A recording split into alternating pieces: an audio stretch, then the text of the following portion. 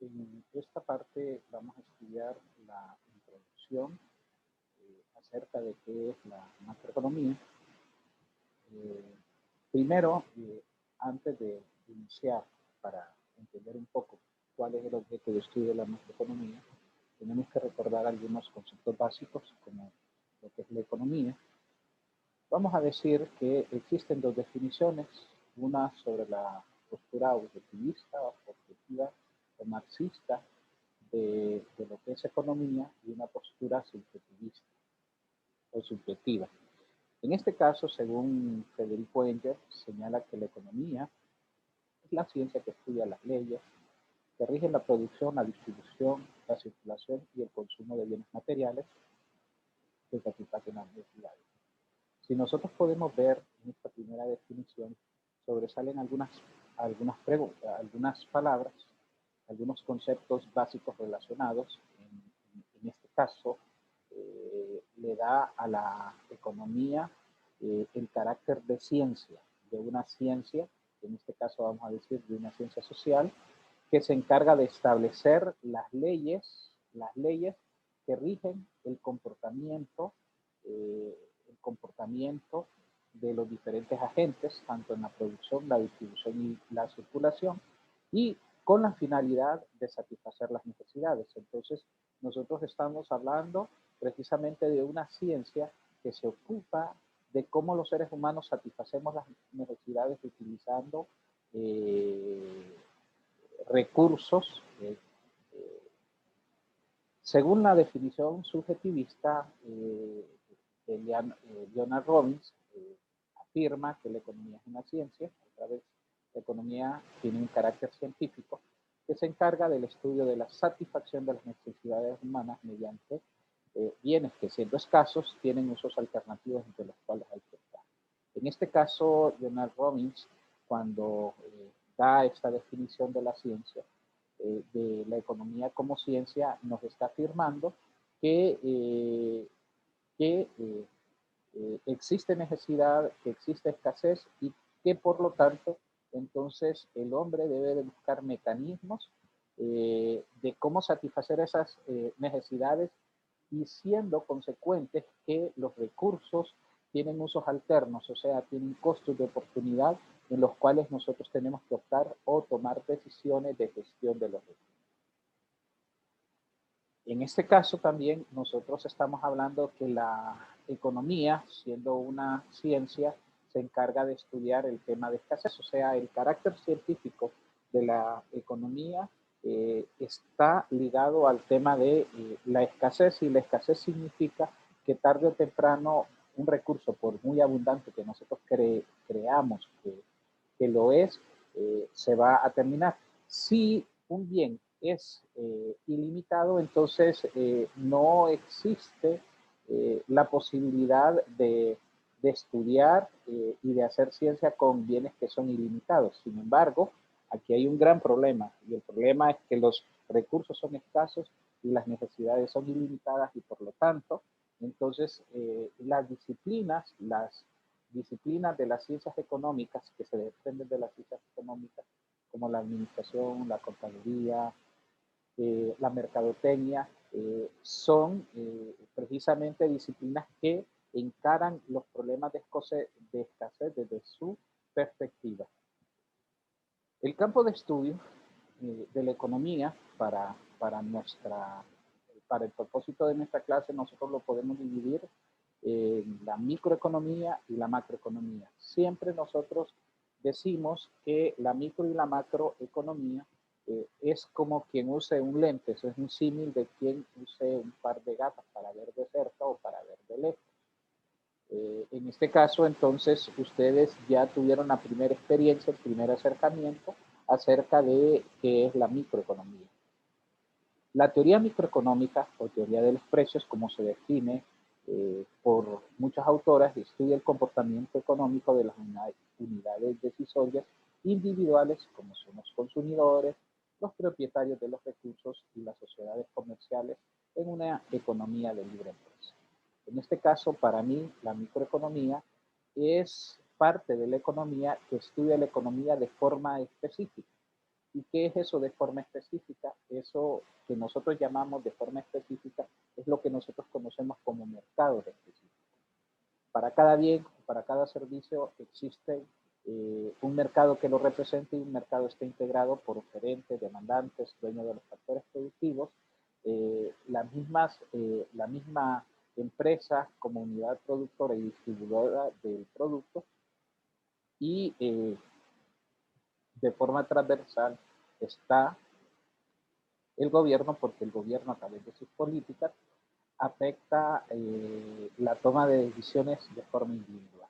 Entonces la microeconomía lo que realmente está estudiando es de forma particular cómo esos agentes encaran las mejores decisiones, toman las mejores decisiones de gestión de los recursos para satisfacer las necesidades. Eh, lo micro no significa pequeño en este sentido, sino significa particular. En este caso, volviendo a reforzar un poco los agentes microeconómicos, nosotros tenemos los individuos o consumidores, los productores, los dueños de los factores o los recursos, tierra, capital, trabajo, habilidades empresariales, las sociedades mercantiles o las empresas, el gobierno en este caso.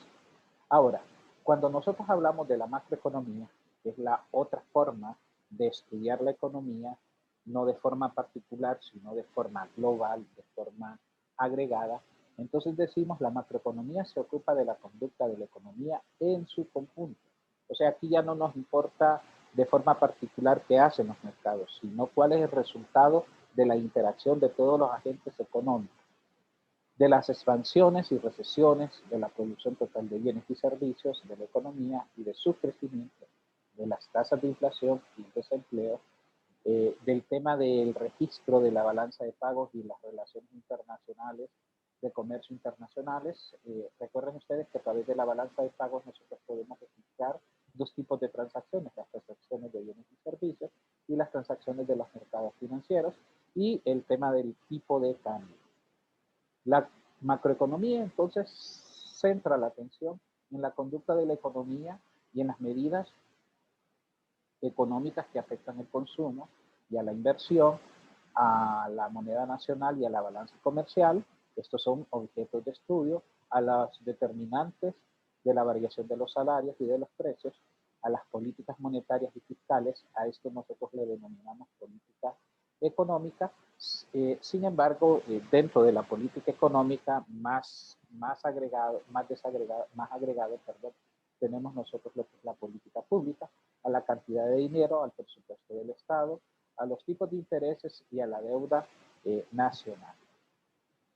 En este caso, cuando nosotros estudiamos la macroeconomía como parte de la economía que se encarga de estudiar de forma global la economía, nosotros centramos el estudio de la macroeconomía en tres modelos o en tres tiempos básicos. La economía de muy largo plazo, en donde se estudian los factores productivos y su incidencia en el crecimiento económico. O sea, uno de los temas importantes dentro de la macroeconomía, cuáles son los factores que inciden para que las economías puedan crecer y puedan generar bienestar.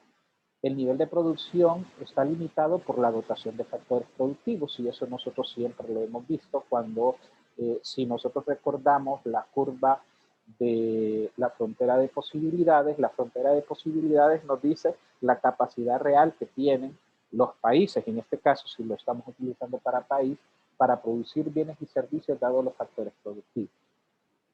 Entonces, en este caso, cuando nosotros estudiamos cuáles son los factores y cuáles son los modelos relacionados, todos los modelos económicos van relacionados a estudiar los efectos de cada uno de los factores productivos y cómo podemos lograr el crecimiento de largo plazo. Los modelos de largo plazo, en donde se identifican la capacidad o límites potenciales de la economía, vamos a hablar del PIB potencial, de la producción efectiva es igual a la producción potencial, el tema de qué le pasa a los precios y el tema de inflación, y cómo la fluctuación de la demanda y de la oferta agregada pueden incidir en el tema inflacionario y en el tema de las brechas de producción. Y los modelos de corto plazo, que es lo que nosotros vamos a estudiar en esta clase, que analiza las fluctuaciones en torno al PIB potencial, en torno en el corto plazo se estudia el aprovechamiento de los factores como nivel de empleo y capacidad instalada el tema de los precios, que se mantienen rígidos. Ahora, hay un elemento esencial que explica un poco por qué las economías son limitadas desde el punto de vista económico, y eso está relacionado un poco a algo que nosotros definimos como la productividad. ¿Sí? La productividad nos puede dar cierta idea del nivel de bienestar que tiene una economía. Entonces usted se pregunta, ¿por qué algunas economías percibimos que están mejores que otras economías? Y esto obedece a la capacidad real que tienen las economías en producir bienes y servicios por unidad de tiempo y factores productivos. En este caso, los países que tienen baja productividad, como el nuestro, decía un economista alemán que la productividad media o el PIB per cápita en Honduras es de $2.650, $2.650 al año, mientras, por ejemplo, si nosotros nos comparamos con la media centroamericana, que es aproximadamente de 5.000 o 6.000 dólares por habitante, entonces vamos a comprender que nuestro país tiene una baja productividad y por lo tanto países con esas características usualmente son países que no tienen buenos niveles de bienestar y que tienen una alta incidencia en la pobreza. En este caso, dice, el estándar de vida es el nivel promedio del consumo que disfruta la gente y se mide a partir de los ingresos promedios. Esos ingresos promedios es lo que nosotros denominamos PIB per cápita, que después lo vamos a definir, y este a su vez por medio de la productividad. Entonces las diferencias entre los niveles de bienestar muchas veces son explicadas por el nivel de productividad entre los países. La productividad es la capacidad de generar productos, bienes y servicios producidos por cada hora de trabajo. En este caso, el nivel de bienestar está relacionado a algo que nosotros llamamos el costo de vida. El costo de vida representa el gasto promedio que nosotros hacemos para adquirir los bienes y servicios que nosotros necesitamos. En este caso, entre más altos sean los precios, el costo de vida es más elevado para mantener el mismo nivel de bienestar. O sea, el nivel de bienestar nosotros lo medimos a través del consumo, la asequibilidad de una cesta de bienes y servicios que usualmente nosotros consumimos. Si nosotros consumimos de forma mínima ciertos productos, ciertos bienes, entonces eso nos va en cierto modo a definir si el nivel de bienestar está bien o el nivel de bienestar está mal. Ahora, cuando nosotros hemos comprendido un poco sobre qué es lo que estudia la macroeconomía es el estudio de la economía en su conjunto, hemos dicho, y que los problemas inherentes a la macroeconomía es el tema de la producción, el tema de factores que inciden en la producción, es el tema de niveles de precios y el tema de bienestar, porque los precios están relacionados al nivel de bienestar general en la economía, el tema de ocupación o de la tasa de ocupación y de desempleo en la economía, las relaciones que nosotros mantenemos de índole comercial y en los mercados financieros con otras economías, que es el sector externo, son parte de los objetos de estudio de la macroeconomía. Pero ¿por qué nace la macroeconomía? ¿Cuáles son sus orígenes? ¿Qué es lo que dio pauta para que la macroeconomía, como parte de la ciencia económica, explicara estos fenómenos. Entonces dice, hay por lo menos 3 eventos relacionados al nacimiento de la macroeconomía. En este caso, estos hechos son los siguientes. Uno es la recopilación y sistematización de los datos económicos agregados.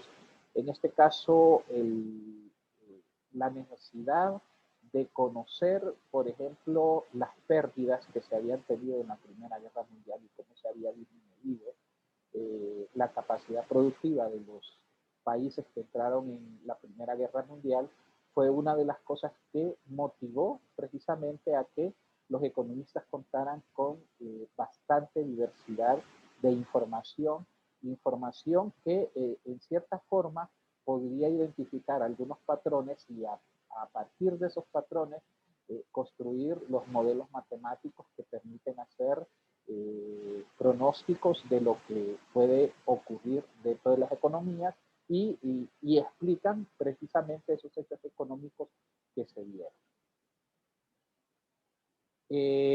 Relacionado a lo anterior, también nosotros podemos ver que más o menos entre 1910 a 1920, 30, estaba el apogeo del marginalismo dentro de la teoría económica, y el marginalismo, que es una corriente de pensamiento económico, está orientado a matematizar los problemas económicos y a tratar de adoptar el método de las ciencias duras en la ciencia social, en la economía precisamente, en donde nosotros con el instrumental matemático, con el instrumental estadístico, nosotros podemos hacer la modelación de nuestra economía y tratar de explicar y predecir lo que ocurre en la economía y cómo, dependiendo de ciertos supuestos, la economía va a arrojar los resultados. La otra es que se identificaron los ciclos económicos. Los ciclos económicos es la fluctuación que tiene la producción, es el comportamiento que tiene la producción en el tiempo. Eso significa que muchas veces hay tiempos que la producción disminuye, hay tiempos en que la producción en los países aumenta, y esa fluctuación de la tasa de crecimiento del PIB es lo que nosotros denominamos ciclos económicos. Estos ciclos económicos identifican dos brechas recesivas, y una brecha recesiva significa que el país está produciendo por debajo de su capacidad real de producción, y brechas expansivas o inflacionarias significa que el país está produciendo por encima de su capacidad real, ya lo vamos a entender, y esto está relacionado un poco a los supuestos neoclásicos en los cuales nosotros vamos a estudiar esta perspectiva de la macroeconomía de forma ortodoxa, y eso sí quiero aclararlo. Pero en este caso lo que descubrieron es que, ¿por qué se dan los ciclos económicos? ¿Por qué se da ese comportamiento oscilatorio? Ese comportamiento oscilatorio en la economía se da muchas veces, está relacionado, por ejemplo, a las expectativas racionales que tienen los agentes económicos, a la especulación que ellos pueden hacer en el mercado. Son algunas de las teorías que explican por qué fluctúa la economía y la producción. Otras teorías están relacionadas al tema del comportamiento solar y lunar y los efectos que tienen eso en la producción. Al fin son un número de teorías que son relacionadas al hecho de cómo la producción se ve afectada en ciertos periodos de tiempo. Y la tercera razón por la cual nace la macroeconomía es por un evento en 1929 que se llama la Gran Depresión. Y la Gran Depresión fue un acontecimiento que se dio en 1929, en donde lo que sucedió es que hubo una disminución en la producción. Ese fue uno de los efectos que nosotros podemos ver. Dice, la Gran Depresión es un periodo de severa contracción económica y un elevado desempleo, iniciando desde 1929 y que prevaleció a lo largo de toda la década del año 30. Los años 20 o los años que precedieron a la Gran Depresión había prosperidad. Recuerden ustedes que una de las economías que más ganó con el tema bélico en Europa fue Estados Unidos, porque Estados Unidos era quien vendía las materias primas y todo el armamento que estaba utilizando, se estaba utilizando en la Primera Guerra Mundial. La Primera Guerra Mundial que estuvo relacionada precisamente a Alemania y a los países aliados en Europa, Francia, Inglaterra y otros países. Esto le dio cierta ventaja de producción a la economía norteamericana y por lo tanto los que vivían y trabajaban en Estados Unidos tuvieron esa bonanza que les permitió a ellos satisfacer sus necesidades. Y aquí hay un principio básico que nosotros debemos de entender, que cuando una persona siente que satisface sus necesidades, de repente tiene un sobrante, ese sobrante es un exceso, ese exceso de dinero, pues los norteamericanos empezaron a ver dónde colocaban ese dinero para generar más riqueza. Y una de las fuentes que vieron fácil de colocar fue a través del sistema financiero, a través de la bolsa de valores, de invertir en la bolsa de valores. Esto generó al inicio que muchas personas, muchos agentes económicos norteamericanos pudieran ver en la bolsa de valores esa solución de qué hacer con ese dinero.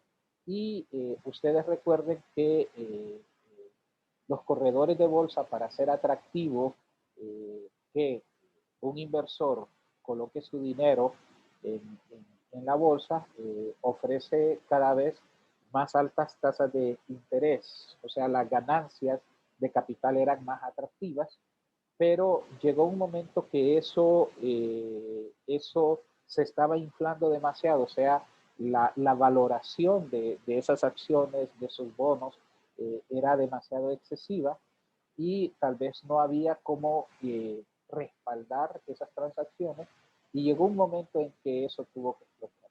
Es exactamente lo que siento yo que puede ocurrir con este tema de las criptomonedas y todo este tema si los economistas y las economías serias no ponen atención porque qué es lo que realmente le genera valor a,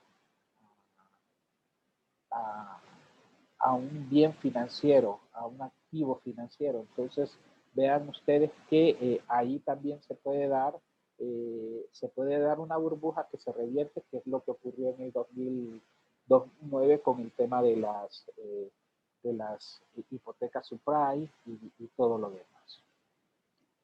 Entonces, dice, la Gran Depresión de la década de los años 30 fue uno de los mayores debates. No voy a decir, el texto dice uno de los mayores debates, pero yo creo que fue uno de los mayores debates, porque no ha sido el único.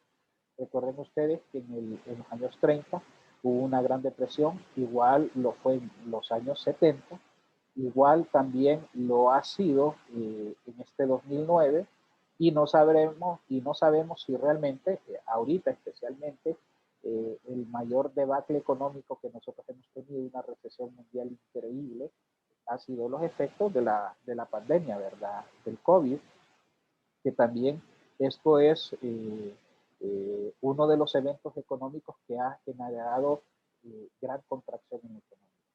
Entre los años 29 y 32, la producción industrial cayó verticalmente en el mundo entero, con un descenso en Estados Unidos de un 50% y alrededor del 40% en Alemania y cerca del 30% en Francia. Los países industrializados, si los países industrializados el efecto inmediato es la caída de su producción, entonces imaginen ustedes cómo, cuáles fueron los efectos conexos a esto. Y uno de los efectos conexos fue la deflación. La deflación significa la caída de los precios de los bienes y servicios que ellos producen. Y esta deflación, aunque desde el punto de vista del consumidor uno cree que es bueno, pero realmente no es bueno porque esto golpea a las empresas cuya esperanza de poder producir bienes y servicios está a través del mecanismo de precios y de la mejora de los precios. En el año 29 existía 1.5 millones de norteamericanos que estaban desempleados. 3 años después o 4 años después, esta cifra se incrementó de 1.5 a 13 millones, o sea, casi el 25% de la fuerza laboral. En el caso de Honduras, si nosotros miramos los efectos del COVID, según datos oficiales, el desempleo se incrementó de 5.7 que teníamos nosotros en el año 2019 al 2020 pasó a 10.8%, o sea, casi 500,000 personas que están desempleadas. En el caso de Honduras, para que nosotros podamos comparar precisamente todos estos efectos. Ya vamos a ver qué relación tiene precisamente con el tema de la Gran Depresión y el tema de la solución que presenta John Maynard Keynes acerca de esto.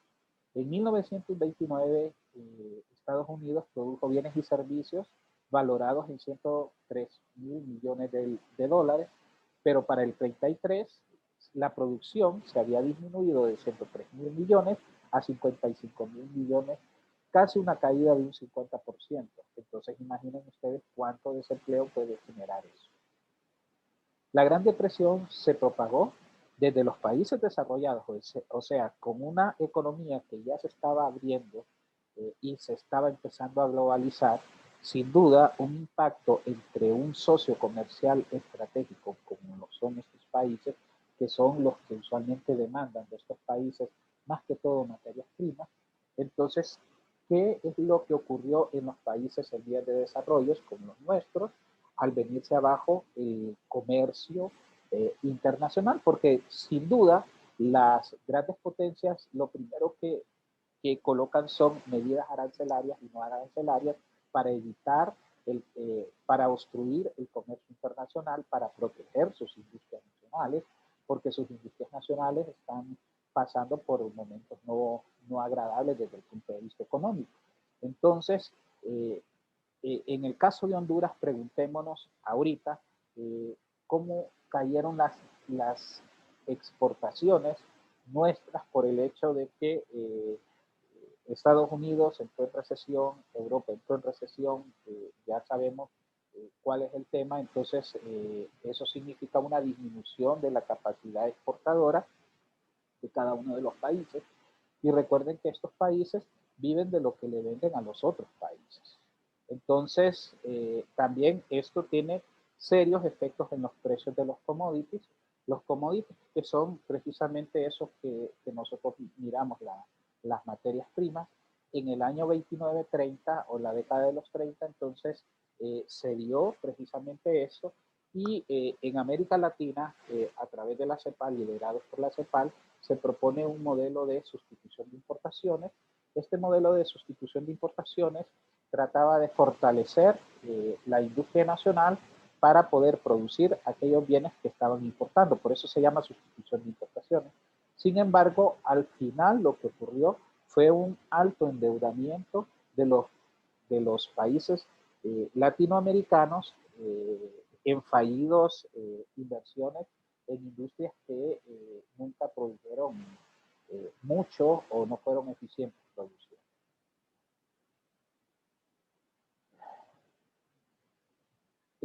La Gran Depresión, dice, puso en tela de juicio todas las concepciones económicas. ¿Cuál era la concepción económica antes de la Gran Depresión? Antes de la Gran Depresión, la concepción económica era la economía clásica, el libre mercado, dejar hacer, dejar pasar, creer que el mercado era el único que podía tener la suficiente fuerza para que si existía algún desequilibrio, el mismo mercado podía autorregularse y podía lograr un equilibrio estable. Se demostró con esta crisis que de la única forma en que se pudo haber superado era a través de la intervención del Estado, a través de su política fiscal. Entonces, aquí viene John Maynard Keynes, el que trazó el curso de la macroeconomía moderna al cambiar los paradigmas tradicionales, y en este caso se pensaba antes de la Gran Depresión, la no intervención del Estado era ideal. Sin embargo, John Maynard Keynes dice, sí, no, un momento, el Estado se convierte en un agente incluso dentro de la ecuación que él propone. Nosotros podemos ver el componente del gobierno y del gasto del gobierno y a través de los impuestos cómo el gobierno puede afectar la economía y cómo puede darle ese impulso para contrarrestar la brecha recesiva en que se estaba teniendo. Si nosotros miramos, John Maynard Keynes dice, ok, este Y es, la producción es el PIB, pero este Y es igual a la demanda agregada. O sea, nosotros partimos de que la demanda agregada es igual a la producción y la demanda agregada es igual a lo que nosotros decimos consumo, inversión, más gasto del gobierno, más las relaciones internacionales medido a través de las exportaciones externas. Las exportaciones externas es la resta de las exportaciones menos las importaciones. Y por lo tanto, un aumento en el consumo, ¿cómo nosotros podemos generar incrementos en el consumo de los hogares? ¿Cómo nosotros podemos generar incremento en la inversión a través de poder afectar las tasas de interés? ¿Cómo nosotros podemos incrementar la producción y la demanda? Pues a través del incremento del gasto público, que son parte de los escenarios que nosotros tenemos. En este caso, entonces, ustedes pueden ver que incluso algunas medidas regulatorias del comercio internacional, si nosotros damos por hecho de que esta ecuación es correcta, entonces nosotros decimos, bien, las exportaciones netas significa que las exportaciones aumentan la demanda agregada y aumentan el PIB, pero las importaciones, un aumento de las importaciones va a reducir el nivel de producción y de demanda agregada, y por lo tanto, si nosotros queremos incrementar la demanda agregada, tendríamos que disminuir el tema de importación. Dice, las principales ideas de Keynes están contenidas en un libro, en una obra que él escribió, Teoría General del Empleo, el Interés y el Dinero, escrita en 1936. Este ha sido uno de los tratados económicos que ha influido más en el siglo XX y creo que a inicios del siglo XXI. Todavía los postulados de Keynes se mantienen fuertes, aun cuando en la actualidad hay nuevas tendencias. Este libro sentó las bases de la escuela de pensamiento económico ortodoxo, no heterodoxo. Su influencia fue tan grande que desde antes de este economista se autoclasificaban como keynesianos y no keynesianos, para que ustedes vean la influencia. Y aquí nosotros podemos ver un poco sobre las principales escuelas de pensamiento teórico y estas las van a ver ustedes en el video y las van a complementar con el estudio. ¿Cuáles son los problemas que le competen a la macroeconomía? Producción y crecimiento económico, precios e inflación, desempleo y tasa de ocupación, deuda y déficit fiscal, relaciones económicas internacionales, distribución de ingresos y bienestar y otros temas relacionados. Entonces, con esto ya despedimos la parte introductoria y nos quedaría ya hablar sobre el PIB, qué es el PIB, y los métodos de cálculo del PIB.